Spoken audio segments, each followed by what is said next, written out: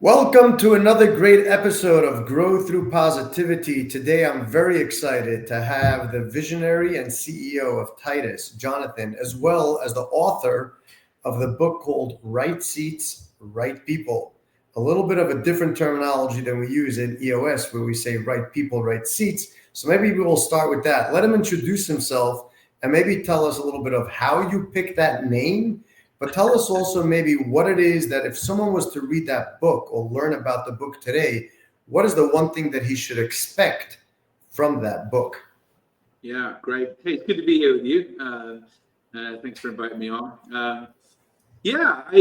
I've always found growing up, big family, youngest of five, trying to asking that big question like, who am I? What am I here for? What was I created for? Where do I fit in the world? What's my special gift and unique ability? And over time, I just found that number one, I love people, and I have a natural, God-given talent, if you will, or a gift or a unique ability. I love people, and I love trying to figure out what the biggest people problems are, or people's problems, and seeing if I have anything in my back pocket that would be a help and a blessing and a support to help them sort of grow and move forward and achieve their goals.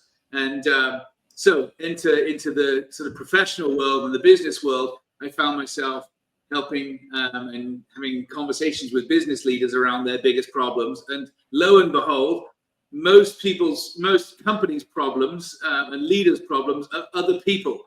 And I'm like, oh, I'm good at that. I can help you figure those things out. So I stumbled into the talent recruitment space of how do I get the right people in the right seats? How do I attract the right people? How do I develop the right people? How do I get teams working together?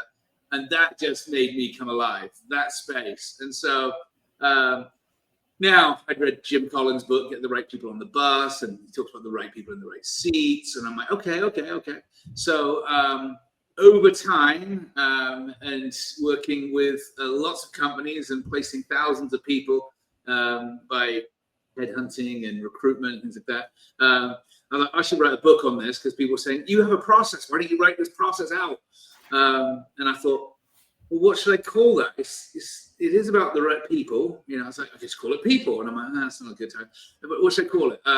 And so I had loads of different titles going around, but I'm like, it's really comes down to this crucial thing.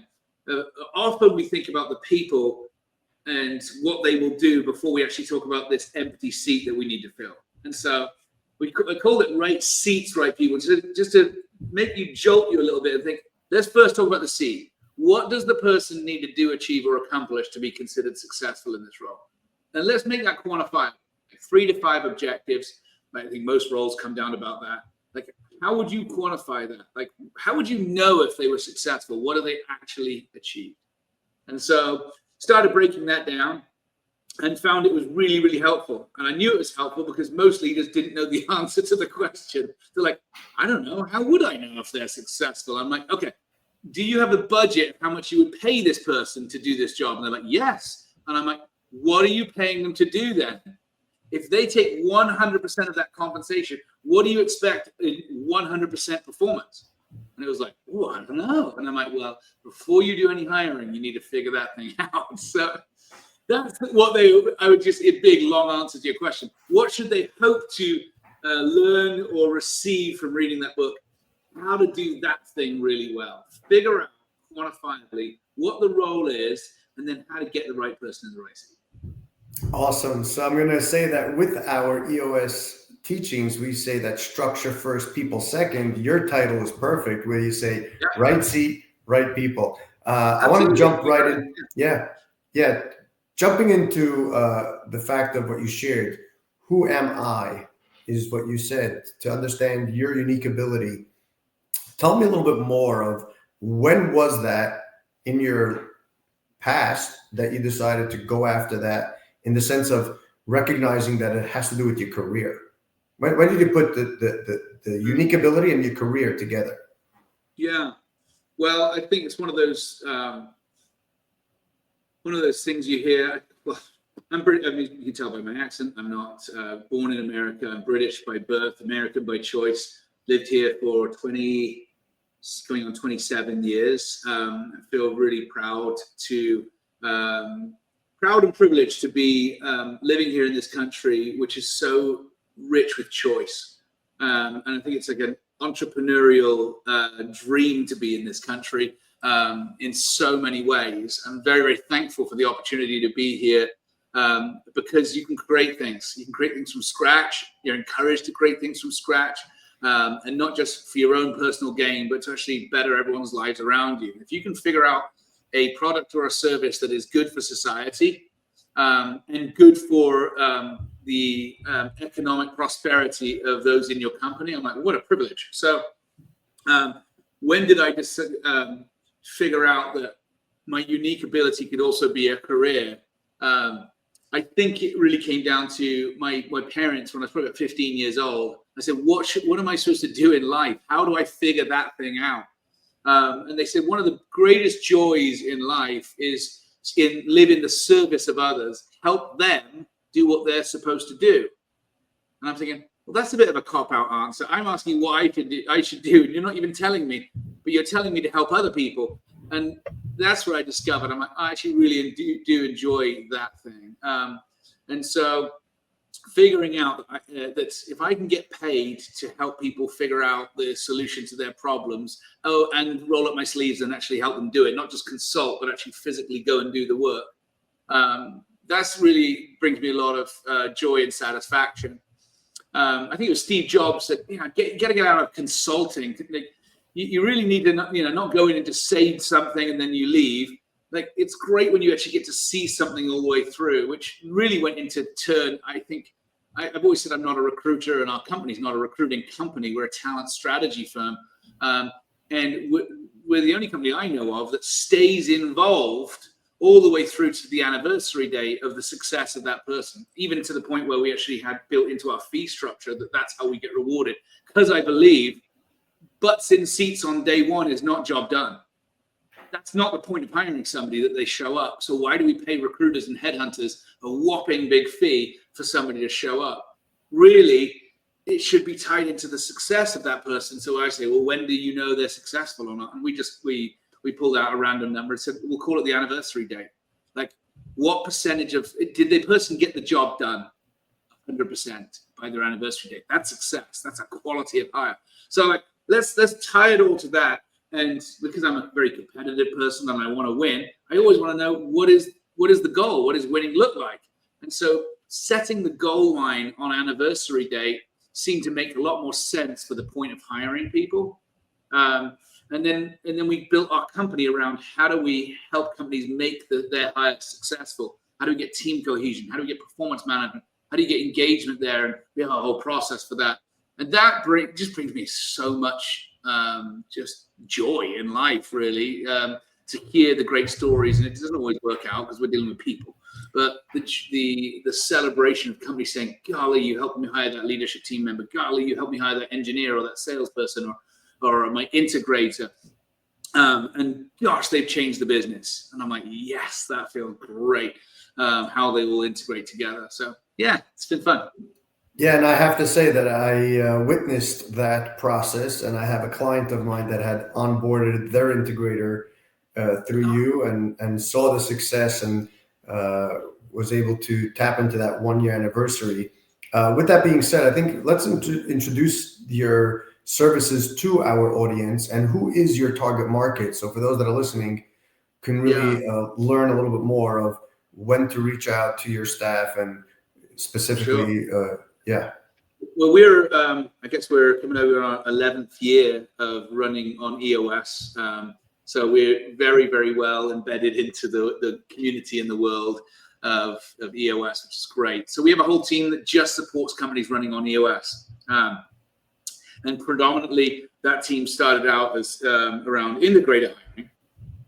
And then it developed, and we've got other teams, specialty teams, everywhere from manufacturing operations, engineering, sales and marketing, finance, all of the operational functions in the company at a leadership team level, and then individual producers as well.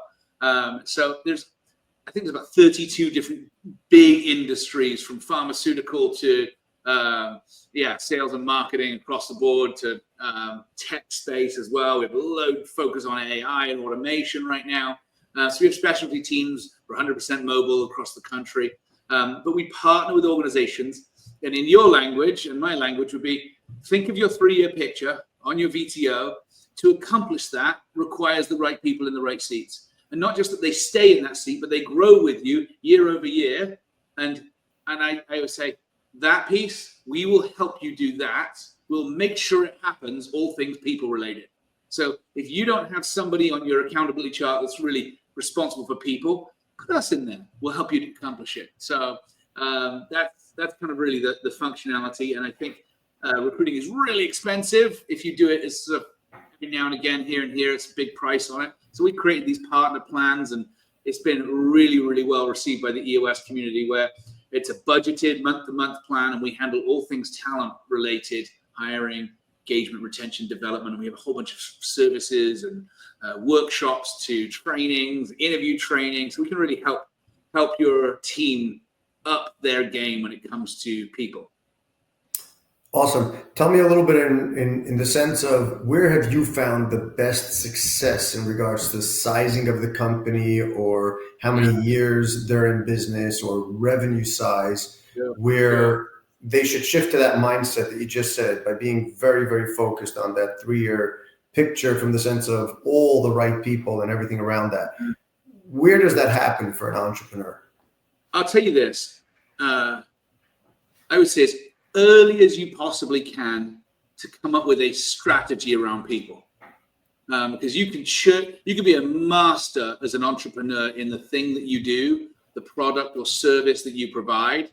But for you actually to grow and scale your business, you have to become masterful about people. Because people leave companies because of their manager or their boss. And so you, as a leader, you've got to grow in that skill. And that's how we help leaders grow in that skill. Not just as a counselor and a therapist, but we actually model it out and give tools and resources to actually get better. And loads of the stuff was in the EOS ecosystem, or the tools and the toolbox that you have, we use, and more. And so acting as a guide, as a strategist, and somebody who rolls up our sleeves and actually gets in and does the work. So, but yeah, you're dealing with companies. We're dealing with companies of 10 employees up to 100,000 employees. But if you looked at our VTO, what's our focus? Wait, hold on a second. Where's your target market? We're going to be in that 80% small and mid-sized businesses. That's what lights us up. But we certainly do have clients who are sort of enterprise and global as well, and we serve them in a very different way, where they would just come to us and say, "Go and find us the best people. We'll take it from there." But where small and mid-sized businesses love us because of our process and how we partner with them, and it's an extension of their team. So yeah. Excellent. With that comes to an end of our short podcast right here.